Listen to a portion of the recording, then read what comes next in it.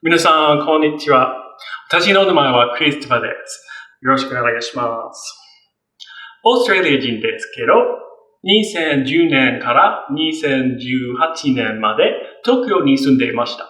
だから少し日本語が話せます。今日、生け花の絵を描きます。水彩画と色鉛筆とマーカーを使います。それからアートベンチャーに行きましょう。So good day, art adventurers. Welcome back to my channel. If you're new here though, welcome. If your Japanese is a little bit rusty or you didn't catch the subtitles, today I'm going to be working in my sketchbook to draw a picture of some ikebana, a flower arrangement, a Japanese flower arrangement. I'm starting off by using some leftover paints. Actually, the blues and greens were from a long time ago when I did my last mermaid piece, The Dark Fairy Tale, which I ended up publishing in June because it took me so long, but still, those leftover paints have been sitting around since June. And I'm using a technique that I haven't used for a while, but I really love. It's probably my signature style for watercolors, if I have one, which is to kind of have this kind of splotchy background that then has multiple layers that kind of crisscross and show gaps, so the previous layers show through. Sometimes I'll even leave white of the paper with it. And I'm also using another little palette that has two colors in it, and these are left over from an Art Snacks unboxing a couple of months ago where I tested out their Daniel Smith watercolors that they included. I got New Gamboge and Quinacridone Rose, and so I'm using a little bit of those. I managed to use up all the greens and blues from the mermaid piece. If you didn't see that piece, there's a little bit of glittery solution or medium. There's a silvery glitter pearlescent medium that's been added to the paints. It's the Holbein iridescent medium. It took me a while to remember what it was called. And this is a great solution if you don't want to spend lots of money buying all sorts of different glittery, sparkling watercolor paints. You can just buy one of these mediums. The Holbein one is amazing and it's going to last you forever. And it only cost me something like $8 and it's just great. I don't know if you can get it outside of Japan. That's where I got it from, but it's fantastic. And I managed to use up all of that leftover paint from the mermaid piece. I don't use up all of the Daniel Smith watercolors though. I do switch to color pencils after I've got the first few layers down. I considered continuing going with watercolors, but after my recent color pencil piece with the rainbow roses, I've just been really in the mood to do more pencil work. It's kind of funny when something triggers you to use a medium, sometimes you then just get really obsessed with that medium again and you just start exploring it a lot more.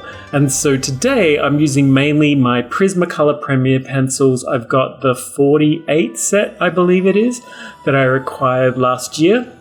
And these pencils I think are possibly the best all-rounder pencil if you're on a budget and you live in the USA, or maybe some other countries as well.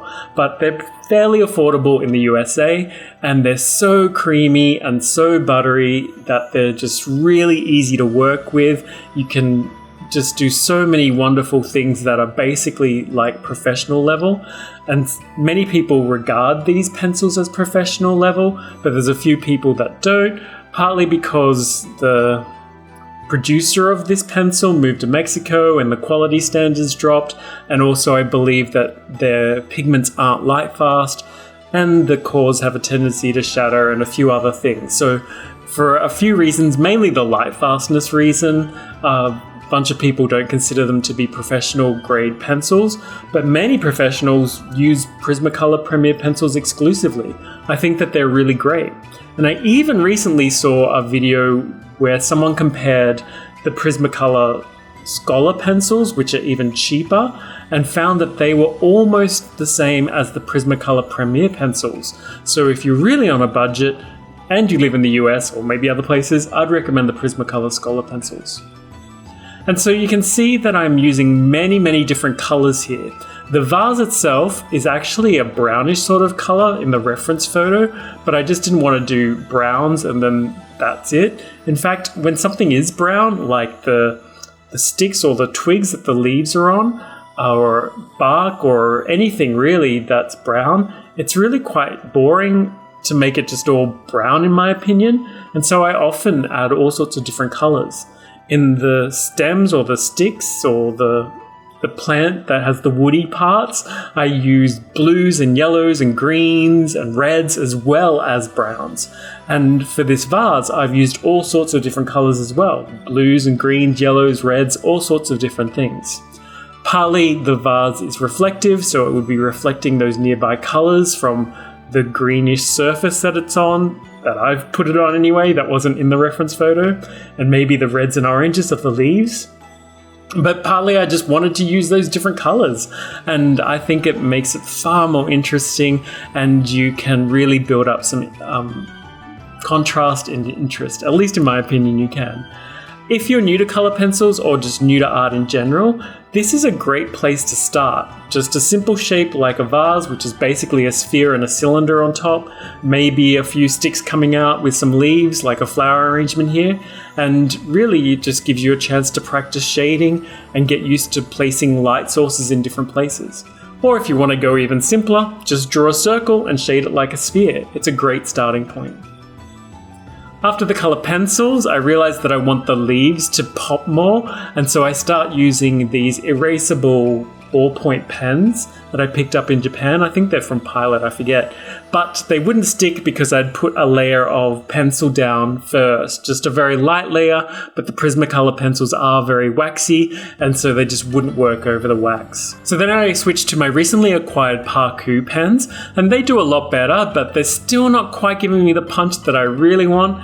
So then I finally switch again to my Zig Clean Color Real brushes, and then I'm able to really start to lay down some powerful color. It's kind of funny because these are actually watercolor pens, and I started off the piece in watercolor, but the watercolors in these pens are quite concentrated, and I found it could even place over the wax of the pencil that was already there.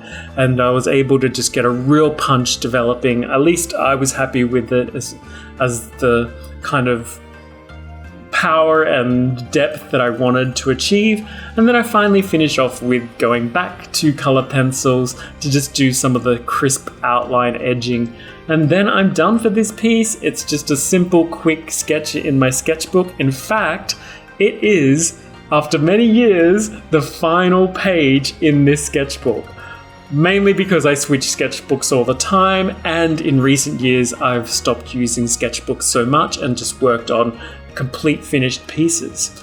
But this is the sketchbook that I really started to actually, where I did learn how to do most of my watercolor techniques in, and how to watercolor in general. And so I'm nervous but excited to be sharing that with you fairly soon for another art adventure video. But for now, that's it for this piece. I hope that you've enjoyed watching it. I hope that I've encouraged you to maybe draw some flowers or do an ikebana piece or flower arrangement piece of your own, because it's so much fun. And I'll see you guys soon for another art adventure. Remember, create a little more, consume a little less. Take care.